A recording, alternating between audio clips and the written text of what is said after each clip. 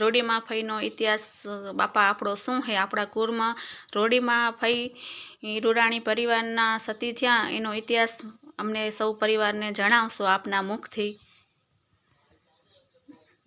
વહીવંચા કને અમે માતાજીને કહું પૂછા કરી, પણ વહીવંચે કહ્યું કે અમારા કને આનો રૂડીમાં કઈ ઇતિહાસ નથી કે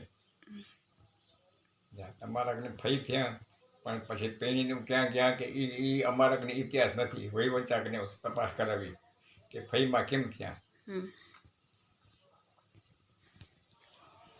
એટલે કોણ સતી થતા હોય તો પછી એનો ઇતિહાસ ક્યાં હોય? એના કુટુંબ કને હોય, બીજે કંઈ ઓલ્યો ન હોય.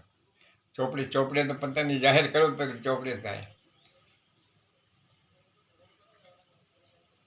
રોડીમાં ફઈ રૂડાણી પરિવારમાં કયા પરિવાર એટલે કયા કુટુંબના દીકરી કહેવાતા?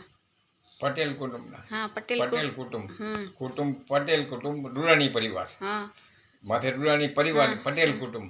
હા, રૂડીમાં રૂડી ફઈ એમ જન્મ્યા. એને પછી કુળને બધું ઉજળો કરી એમ આમ બધું આરતીમાં દીધું છે. એટલે અખઈ બાપાના દીકરી બરોબર એમ. અખઈ બાપાના દીકરી કહેવાનો એમ ને. અચ્છા, લગ્ન થયા એમના, અને લગ્ન કરીને કયા ગામ ગયા? નખત્રાણામાં ગયા. નખત્રાણામાં કયા પરિવારમાં લગ્ન થયા માના? માના લગ્ન થયા રામાણી પરિવાર. હા, રામાણી પરિવાર માના લગ્ન. બરોબર. માને જે પરીક્ષા લીધી કે અમને પચો દ્યો કે માના લગ્ન થયા, લગ્ન સમય થોડાક સમય ચાલ્યો ને હોય. પછી બાપા પોતે દેવ થઈ જાય એટલે પછી માને મને કહે સતી થવું છે કે સતી એમ જ ન થવાય કે સતી તમે કંઈક દરબારી રાજે સતી એમ જ ન થવાય. સતીમાં પરચા દો તો સતી અમે માનીએ, નકો ન માનીએ. કે માએ પછી પરચો દીધો. પરચો બતાવ્યો કે કુંવારી વાસળી લઈ આવો, પછી એને ગમે તેમાં ખાંડ લઈ આવો, અને ખાંડ મૂકીને લઈ આવો, દૂધની દુવાની તપેલી લઈ આવો. પછી માએ અરજી કરી, મા દૂધ દે કે. તે વખતે મા તપેલી ખણીને બેઠા, દૂધ ભરીને લઈ આવ્યા. પંચોને દીધો કે આ દૂધ અને રાંધો ખીર.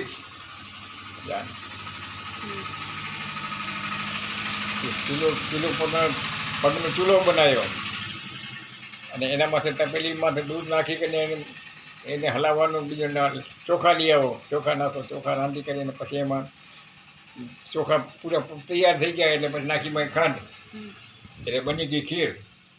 એની પછી પ્રસાદી બધાને દીધી, બધાને પ્રસાદી દેજો. ઢાંકણું ખોલજો નહીં, એમને બસ ચમચેથી લેતા આવો સાહેબ. ઢાંકણું પૂરું ખોલતા નહીં, એમ થોડોક શેડો કેમ ઊંચો કરીને રાયમાં નાખીને એને શેડો ઊંચો કરીને ખાંડતા આવો, દેતા આવો. પછી પંચો બધી માન્યો કે નહીં તમે સતી હાથ્યા. પછી માં એ જગ્યા ઉપર પોતાનો દેહ શાંત કર્યો. અંત થાય જ ને. હવે અંગિયામાં જે માનો ફઈનું સ્થાન છે રૂડીમાનું, એ કઈ જગ્યાએ છે? રામદેવપીરનું મંદિર રહ્યું ગામને ઉગમને જાપે. નાના અંગિયા ગામને ઉગમને જાપે રામદેવપીરનું મંદિર છે. એની બાજુમાં માની સતેડીવાળું મંદિર છે. રૂડીમાનું સતેડીવાળું મંદિર છે. અને હજી સતેડી કાયમ ઊભી છે, પહેલાંની બનાવેલી છે આગળની. એની બાજુમાં ભગત પરિવારનું પણ સ્થાનિક છે. ભગત પરિવારનું પણ સ્થાનિક છે એના સુધરનું. એમાં ફઈમાં છે. તો એ ફઈમાં જીવામાં ફઈ. હા, જીવામાં ફઈ. ભગતમાં.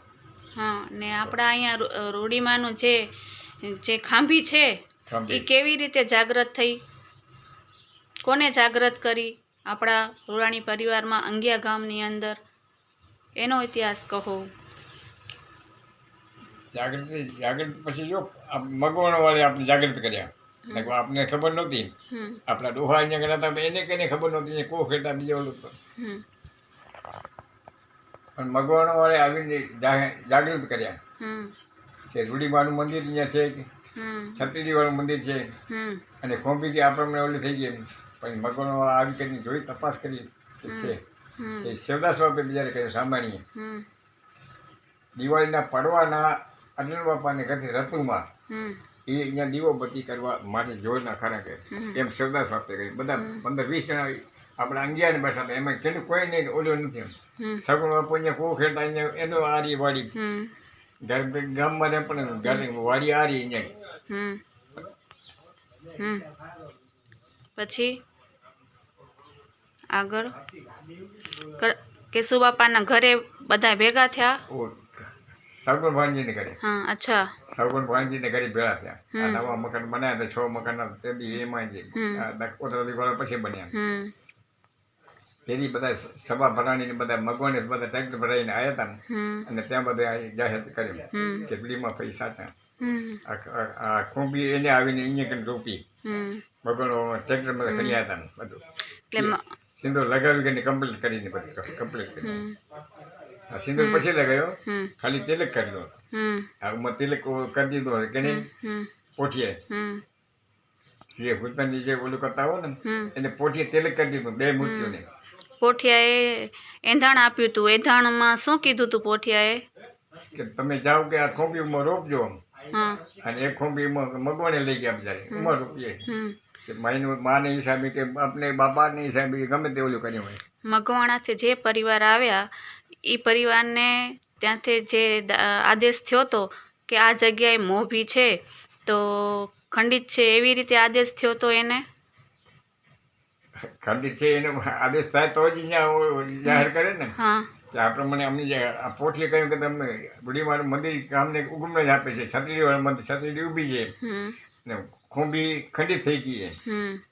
આ દિશાની હોત તમને સાચું માનજો કે આવી કરીને આ જોયો અહીંયા મોજૂદ મળ્યો. બરાબર. હા ખોંભી ખંડિત અમને મોજૂદ મળી બસ. બરાબર. અને પેલા માના મંદિરની સેવા કોને કરી? સગુણ બાપા કરશનભાઈ એના દીકરા કરશનભાઈ સગુણ બાપાના દીકરા કરશનભાઈ. બરાબર. 3 ભાઈમાં નાના ભાઈ અહીંયા દેશમાં રહેતા ખેતી કરતા 2 ભાઈ બારે હતા પ્રદેશ પણ એને દીવાબત્તીની ચાલુ એને જ કર્યો. ગામનું રિપેર કામ મંદિરનું રિપેર કામ પછી બધા ગામમાં સમાજ રૂડાણી પરિવાર વાળે બધી ઓલું કર્યું. કરશનભાઈ બધું ફાળો ઉગલાવી કરીને બધું મંદિર રિપેર કર્યું. કરશનભાઈનું પૂરું નામ? કરશન શિવગણ. કરશન શિવગણ કેસરાણી. બરોબર. રૂડાણી કેસરાણી પછી આવેલા પણ રૂડાણી અંગિયામાં રૂડાણી ગણ્યા પણ બધા નોખો તરીકે બધા ફાટા ફૂટી ગયા નોખા દોહામાંથી. રૂડાણી કરશન શિવગણ રૂડાણી. એ લોકોએ સેવા ઝડપી. બરાબર. અને બધી એ કરતા હતા આખી. પછી વહેમાં મનુભાઈ હતા એના મકાનમાં રહેતા હતા પછી મનુભાઈ ઓલું કરે પછી મુખીવાળા આવ્યા આખી બાપાના મકાનમાં રહેવા માટે એટલે મુખીવાળે પછી મેઘજી બાપે સેવા કરી. એ ઘણા દિવસ મેઘજી બાપે પછી મકાન લીધા પછી ગયા ઉપર પછી કે મને કે હવે આ તમે સંભાળો બાપા હું એના પેટામાં હતો. મુખી બાપા ઓલું કહેતા મને કે આ લઈ આવો ફીટો લઈ આવો એ લઈ આવતા ઝાડુ લઈ આવી કે બીજું ઉપડું લઈ આવ્યું કે કાંઈ દિવાલ ફૂટતું હોય તો એ પછી લઈ આવ્યા પૈસા લઈ જાઓ પણ મેઘજી બાપુ દીવો બધી મેઘજી બાપુ કરતા. સવારે વહેલા ઉઠીને 5 વાગે મહારાજને જગાડતા મંદિર લક્ષ્મીનારાયણ મંદિરની સેવા થતી ત્યાં હું જઈને કે મારે ઉઠો કે હવે 5 વાગી ગયા. મેઘજી કેસરા? મેઘજી કેસરાની મેઘજી માવજી મુખી. અચ્છા એ સેવા કરતા હોય મેઘજી માવજી મુખી. બરોબર. મેઘજી બાપુ 5 વાગે ઉઠે નહીં. આ મેઘજી બાપુ આલું. પછી મેઘજી બાપાને સેવાનો લાભ ક્યારે મળ્યો માનો? એ મુખીવાળા બધે મકાન ગામમાં લીધા નવા મકાન લીધા તેમ પછી ગયા એટલે પછી અમને હવે આ તમે સંભાળો એટલે પછી અમારા હવાલામાં આવ્યો. માની કૃપા તમને મળી સેવાનો લાભ મળ્યો. સેવાનું બાકી હિસાબ કિતાબ બધા એ હરિબાપા કરે. દિવાલ ફૂટે અગરબત્તી ફૂટે બીજું ફૂટે એ હરિબાપા પોતે પૂછતા હતા. એ હવે માની કૃપાથી બસ કઈ માની કૃપાથી આજ સુધી હાલે કદી ફૂટ્યું નથી. માતાજીની વટું ને મતી હું આવી જતી સેવામાં કે તમને કોઈ કરી દેતું કે પોતે કરતા? જાતે કરતા બીજું કોણ કોણ કોણ કરી દેતું? સેવામાં મળતી હશે ને, સેવામાં આવી જતી હશે ને, તમારો પરિવારે તમને સેવામાં લાભ દીધો હોય ને, વટુ કરીને તમારા પરિવારે તમને બધા સેવામાં, તમારી પુત્ર વધુ હોય. માને અમે બે બનાવતા પછી એમાંથી કપાસ લઈ આવી, હા. વાળી બધું કપાસ લઈ આવી કે એ બધું કપાસિયા કાઢીને એ બધું હોતું બનાવતા. એ જ થાય બાકી હા, તમારા ધર્મપત્ની જવુમાં. હોય હા એને સહયોગ દીધો ખૂબ. હા.